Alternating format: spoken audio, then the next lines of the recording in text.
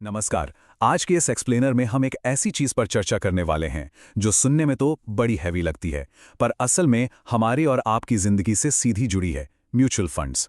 अक्सर लोग समझते हैं कि फाइनेंशियल मार्केट्स सिर्फ एक्सपर्ट्स के लिए हैं और ये इतने कॉम्प्लेक्स हैं कि आम इंसान की समझ से बाहर हैं।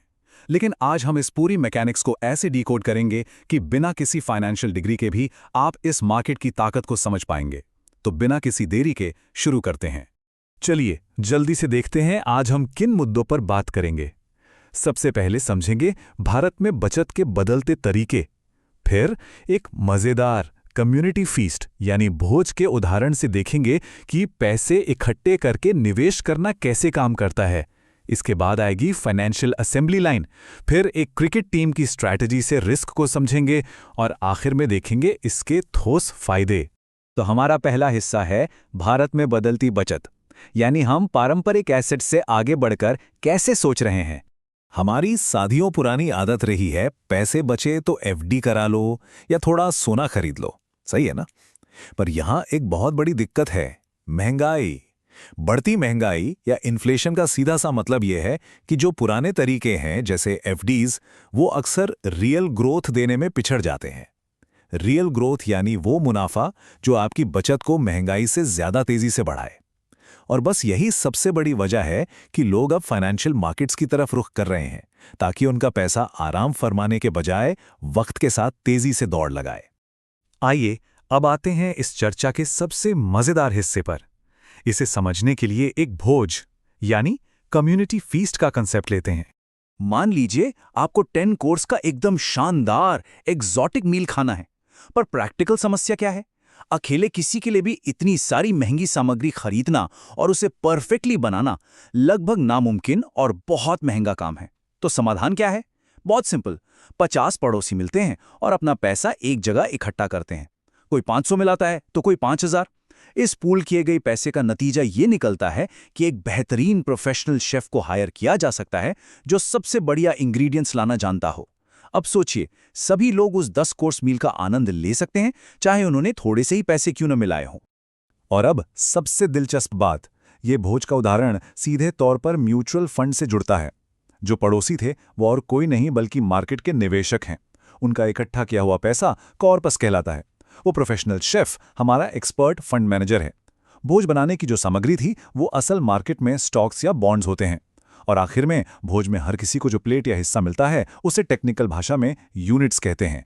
अगर इस पूरे कंसेप्ट को सिर्फ एक लाइन में समेटना हो तो वो ये होगी: भविष्य के लिए एक्सपर्ट द्वारा मैनेज की गई ग्रुप शॉपिंग। सब कुछ अकेले करना जरूरी नहीं है, किसी एक्सपर्ट के साथ मिलकर आगे बढ़ना ही इस पूरे सिस्टम का मूल मंत्र है। तो कॉन्सेप्ट तो हम समझ गए। आइए अब देखते हैं इस फाइनेंशियल असेंबली लाइन को कि आखिर ये मशीनरी प्रैक्टिकली काम कैसे करती है।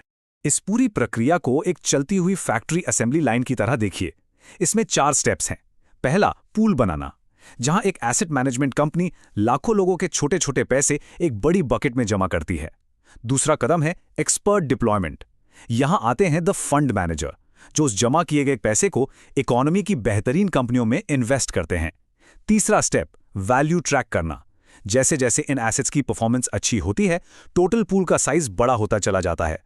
और चौथा आखिरी स्टेप, रिटर्न्स और एक्सपेंसेस। इस पूरी ग्रोथ से जो मुनाफा होता है उसमें से उस फंड मैनेजर और रिसर्च का एक बहुत ही छोटा सा खर्चा काटा जाता है और बाकी पूरा मुनाफा लोगों को उनके हिस्से के हिसाब से वापस मिल जाता है। अब यहाँ एक ऐसी टर्म आती है जो आपने फाइनेंशियल न्यूज़ में पक्का सुनी होगी, NAV यानी नेट एसेट वैल्यू। असल में ये कुछ नहीं है, बस उस फंड की एक अकेले यूनिट का प्राइस टैग है। उदाहरण के लिए मान लीजिए किसी फंड का NAV 50 रुपये चल रहा है। अब अगर कोई 5000 रुपये इन्वेस्ट करता है तो सिंपल मैथ के हिसाब से उसे सीधे 100 यूनिट्स मिल जाती हैं। ये NAV ही है जो रोज़ाना ऊपर नीचे होता है, जिससे आपको पता चलता है कि आपका पैसा कितना बढ़ा। ये लाइफ साइकिल 1 रुपये के आने से लेकर वापस आपके बैंक में आने तक का सफर बहुत साफ कर देती है। अपना योगदान दिया तो पैसा इकट्ठा हुआ, फिर आपको उस NAV पर यूनिट्स असाइन हो गई, पैसा टॉप कंपनियों में डाइवर्सिफाई हुआ और जब इकोनॉमी आगे बढ़ी तो नेचुरली NAV बढ़ गया और फाइनली जब आपका मन किया आपने रिडेम्पशन किया और वो बढ़ी हुई वैल्यू सीधे आपके बैंक अकाउंट में आ गई। एकदम मशीनी और पारदर्शी। लेकिन एक सेकंड, क्या इसमें रिस्क बिल्कुल नहीं होता? बिल्कुल होता है। आइए इस चौथे हिस्से यानी क्रिकेट टीम स्ट्रैटेजी से रिस्क और डाइवर्सिफिकेशन का फंडा समझते हैं। मान लीजिए आप मैच देख रहे हैं और दांव लगा रहे हैं। अगर आपने पूरा पैसा सिर्फ एक खिलाड़ी जैसे कैप्टन पर लगा दिया और वो 0 पे आउट हो गया, तो क्या होगा? सब डूब गया। ये है डायरेक्ट इक्विटी यानी सीधे किसी एक शेयर में पैसा लगाना, जो एक्सट्रीमली हाई रिस्क है। इसकी तुलना में म्यूचुअल फंड का अप्रोच बिल्कुल अलग है। यहां आप पूरी टीम पर दांव लगाते हैं। एक एक्सपर्ट कोच होता है जो ऐसी स्ट्रैटेजी बनाता है कि अगर कैप्टन फेल भी हो जाए तो मिडिल ऑर्डर या बॉलर्स मैच जिता दें। अलग अलग कंपनियों में पैसा लगाकर किसी एक कंपनी के डूबने के रिस्क को यहां ऐसे ही बैलेंस किया जाता है। अब आते हैं आखिरी और सबसे अहम सवाल पर। आम लोगों के लिए आखिर ये कलेक्टिव इन्वेस्टिंग क्यों इतनी जरूरी है? इसके क्या ठोस फायदे हैं? सच बताऊं तो इस पूरी मशीनरी की सबसे खूबसूरत बात इस छोटे से नंबर में छुपी है, सिर्फ 500 रुपए। घबराने की कोई जरूरत नहीं है कि मार्केट में आने के लिए लाखों रुपए होने चाहिए, बिल्कुल नहीं। महीने के सिर्फ 500 रुपए की एक छोटी सी SIP से आप इतने बड़े सिस्टम का हिस्सा बन सकते हैं। और कम शुरुआत के अलावा 4 बहुत सॉलिड फायदे और हैं।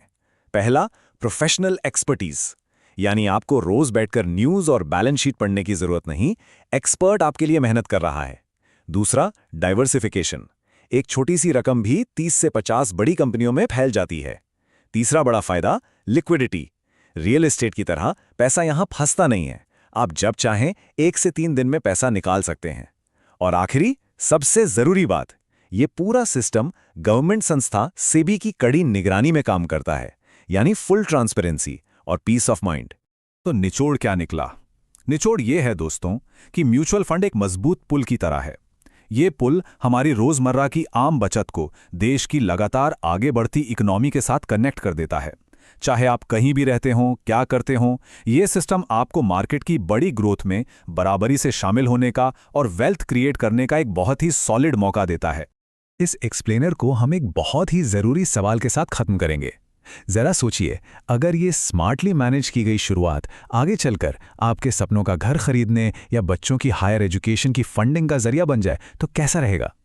इन टूल्स को अपने लाइफ गोल्स के साथ जोड़कर देखिए, क्योंकि एक छोटा और अनुशासित कदम ही आगे चलकर बड़ा असर दिखाता है। आज के इस एक्सप्लेनर में जुड़ने के लिए शुक्रिया। उम्मीद है आपको इस कॉम्प्लेक्स टॉपिक में थोड़ी नई क्लैरिटी मिली होगी।